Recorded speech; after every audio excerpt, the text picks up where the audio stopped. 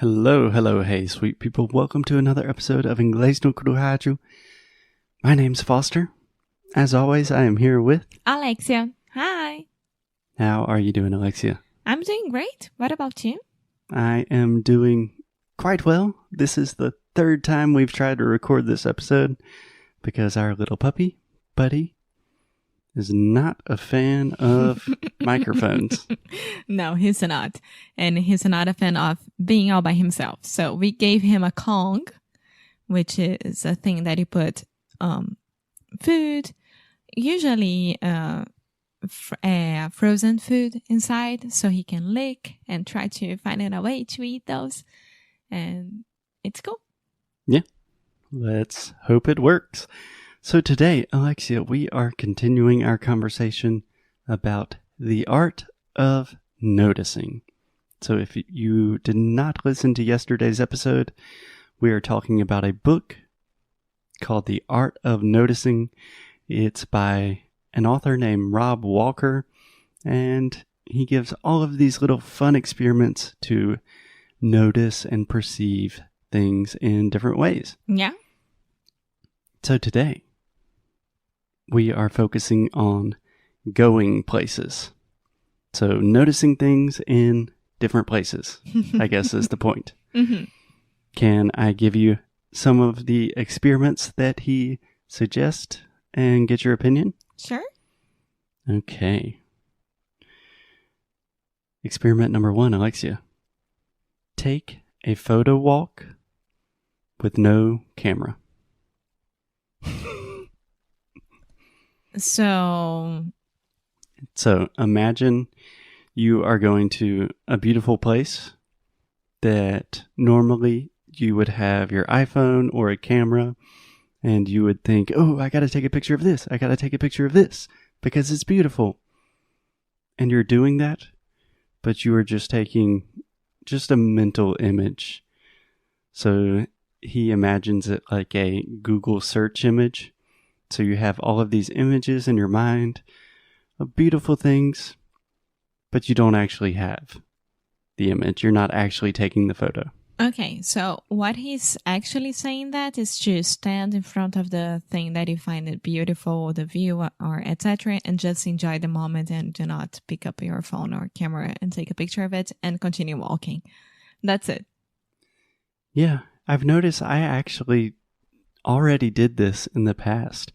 So a lot of times, for example, if you and Buddy are sitting together on the couch and it's just such a lovely scene and I want to capture it mentally and emotionally, I kind of do the motion like I'm taking a picture and I do cheek. Mm-hmm. And it's just for my mind and heart to say, appreciate this moment. Don't lose it. Yeah. What do you think about this? I love that. I'm a huge fan of photos or of taking pictures, that's for sure. But, I mean, I love our good memories wall from 2020. Those are amazing pictures of last year. Mm-hmm. So you're talking about the pictures on the wall in our house? Yeah. Mm-hmm. But at the same time, I don't think that people fully appreciate what they are actually experiencing. Such as, do you know Perrengue Chique, the Instagram? Yes, I am familiar. Yes. So he's showing like huge lines of people just waiting to take a picture at a place that for some reason is extremely famous and people want a picture there. But what they want is a picture and not to experience the moment. So for me, it's a little bit of a thing there, you know? Yeah, I agree. I also love photography. I love looking through old photo albums and remembering good memories. But if you really think about it, the point of a photograph is to capture a memory. So if you're just taking a photo just so you can say, oh, I was at this place, then you're not really capturing the moment. You're just taking a picture of something for no reason. Yeah. Or just to show other people. Yeah. So I think it's I think it's really nice to say, I saw something beautiful today. I have a perfect image of it in my head, but I don't have an image of it on a camera or on my phone. I think it's fair enough, but at the same time, for example, I love walking at Parque da Cidade and taking a picture of that day, so I can always remember that that day was amazing. I don't need a picture for that. I'm pretty sure that I don't. I don't have pictures of every time that we went to Parque da Cidade together, but I like it. Yeah, I think that's the idea, is this is just an experiment. It doesn't mean never take pictures of anything. It just means maybe sometimes try not to take a picture and go on a photo walk without a camera. Yeah. Cool. Do you want to hear the next one? I really love this one. Go on walks with experts. So I actually heard this idea on another podcast as well, the Tim Ferriss podcast. So Tim Ferriss is this kind of famous productivity investor guy. And he says whenever he's visiting a new city, he's very interested in birds. That's like one of his new hobbies. And he has a lot of money. So he will contact someone at the local university and get like a bird specialist to walk with him and just point out and say, hey, that's a finch, that's a robin, that's a bluebird. And it's a really beautiful way to observe nature, but also to learn about new things. Yeah, I would love someone to walk around with me at every city that we visit. And we actually did that at Valparaíso, Chile, and Montevideo, Uruguay. Remember? Yeah. It was different, of course, but those people, they really understand the place that they are living at. Yeah. So, and I imagine most of our listeners are thinking, oh, I cannot hire an expert to go on a walk with me every day.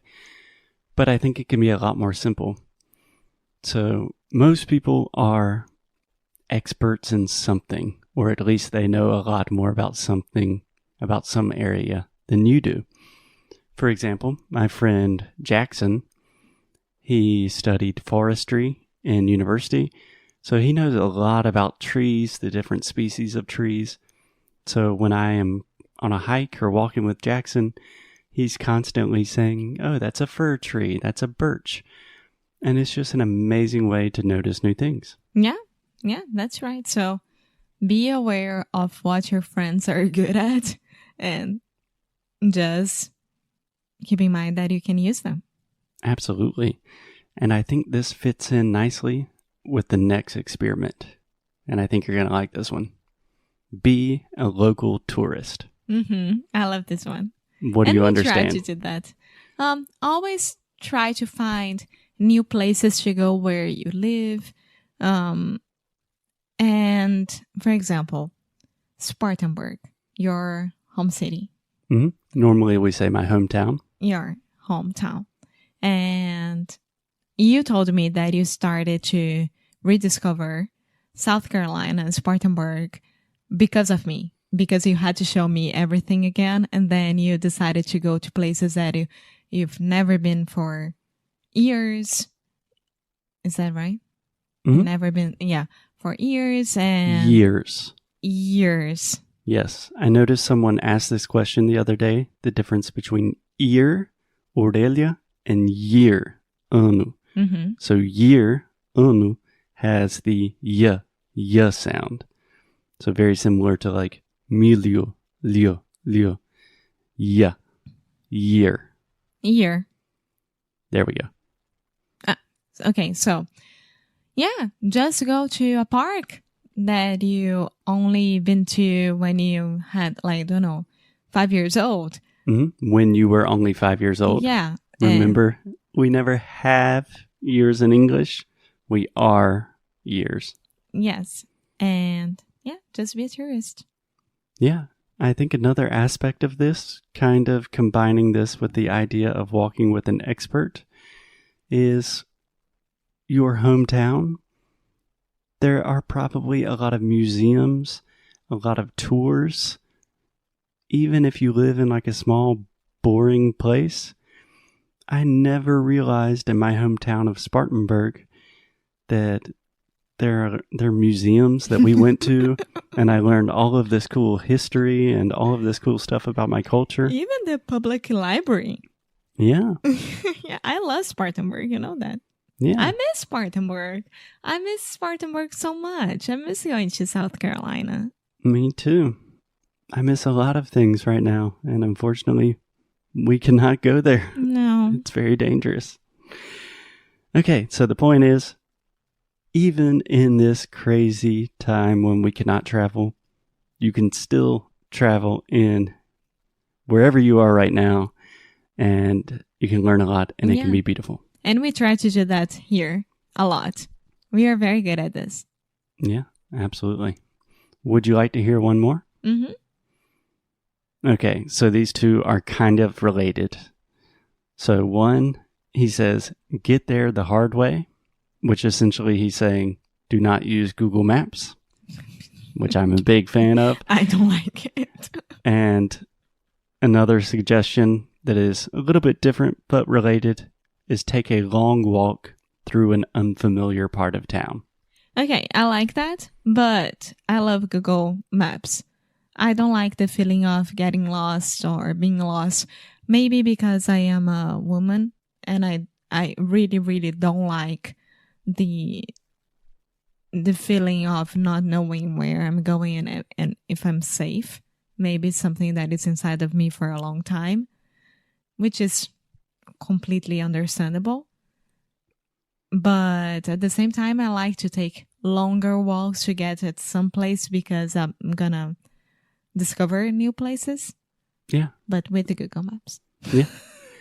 An easy way to do this is just to slightly change your route. For example, if you walk to work or if you walk to the same cafe every day, just take a different way that maybe you'll see a new street, you'll see some new birds, you'll meet some new people. Yeah, you see new stores and new places, new plants, new everything. Yeah, I even noticed this walking with Buddy. We have the tendency, I say we, like Buddy's involved in the decision making. He's not. I have the tendency to go on the same walk. Like, okay, I know this walk is a good walk. I like it. There are not too many other dogs. But I could discover a new part of the city every single day. And I should start doing that. Yeah, if the weather plays on our side. Yes, weather permitting, we can go on long walks through different parts of town. We can be local tourists. We can even go on a photo walk with no camera. I don't know if we can get any experts right now because we're still in a pandemic. It's hard. But the point is there are a lot of different ways to notice things in the places that you visit every day. That's very true. Cool. So be a tourist. Don't take pictures. Don't use Google Maps. And go ahead and discover your city. Yeah. Cool. Anything else, Alexia? No, I'll get. Okay. We will be back tomorrow talking about the art of noticing, more crazy experiments that you can do. If you have your own experiments or if you want to try these and send them to us, talk to us about it, that would be awesome. As always, keep up the good fight. And lose well. Bye.